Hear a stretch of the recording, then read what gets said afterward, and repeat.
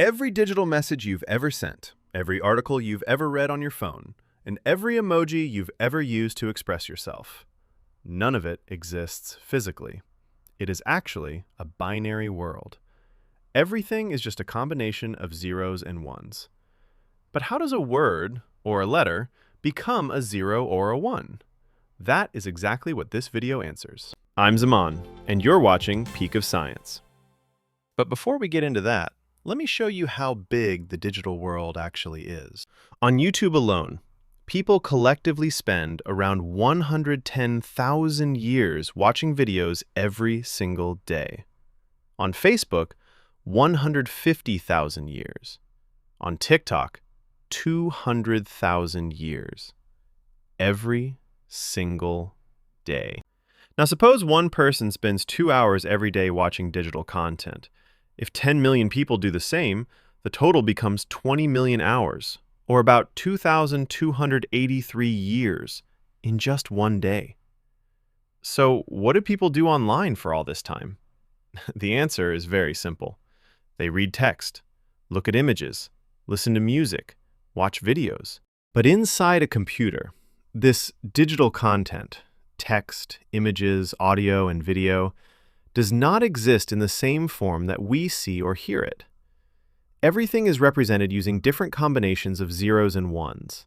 This is called binary. But 0 and 1 are not really physical numbers inside a computer. They are symbols that represent two different physical states. Voltage may be present or absent. Light may be present or absent. A magnetic region may face one direction or another. Whatever physical method is used, the basic idea is the same. For computers and the internet to work, and for any digital information to be stored, text, images, audio, and video must first be converted into zeros and ones, into binary. How does this conversion actually happen? Among all types of digital content, converting text into binary is comparatively simple. The basic idea is to assign a unique code to every letter, number, symbol, and character used in writing. Once each character has its own code, text can be converted into binary. This idea became reality in 1963. ASCII, the American Standard Code for Information Interchange. ASCII included 128 possible codes, covering uppercase and lowercase English letters, numbers 0 to 9, punctuation marks, symbols, and several control codes. Simply put, each character was assigned a number. Capital A is 65. Capital B is 66. Lowercase a is 97. Lowercase b is 98. A space is 32. Delete is 127. When we convert one of these numbers into binary, we get the binary code for that character. Capital A has the decimal value 65. When 65 is converted into binary, it becomes this. When stored as a full 8-bit byte, it becomes this. This binary information is transmitted from one place to another using physical signals. In an optical system, light on represents 1, no light represents 0. In an electronic system, one voltage state represents 1, another represents 0. The physical method may differ, but the basic idea is always the same. Two clearly different states, 0 and 1. ASCII was a 7-bit system. 7 bits can create 2 to the power of 7 combinations, giving a total of 128 possible codes. But as computers and the internet expanded around the world, 128 codes were no longer enough.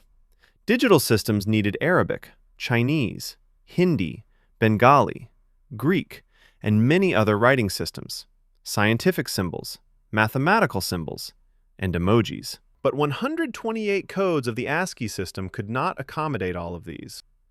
That is why Unicode was created. Unicode assigns a unique code point to each character and preserves the original 128 ASCII codes. Unicode 17, released in September 2025, contains 159,801 encoded characters. Its full code space holds more than 1.1 million possible code points, so there is still enormous room for more characters in the future. However, assigning a Unicode code point is only part of the process. To store or transmit these characters, computers use encoding methods such as UTF-8, UTF-16, and UTF-32.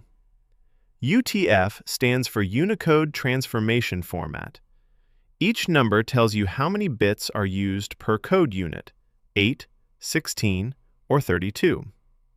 Today, let's look at UTF-8, the most widely used encoding method on the internet. Consider the Chinese character ni, which means you. Its Unicode code point is U plus 4F60. Its decimal value is 20,320. When we convert that number into binary, we get this value. This binary value contains 15 bits. In UTF-8, a 3-byte character follows this basic format, like this. The parts marked with X are filled with the binary value of the character. After placing the binary value of ni into this format, we get UTF-8 for ni, like this.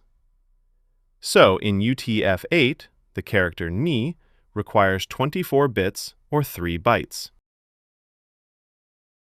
Okay, this is the most basic explanation of how text is converted into binary.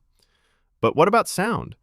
How can a human voice, a song, or any other sound be converted into zeros and ones? That is what we will explore in the next video. I'm Zaman, and this is Peak of Science. If this made you think, hit subscribe. See you in the next one.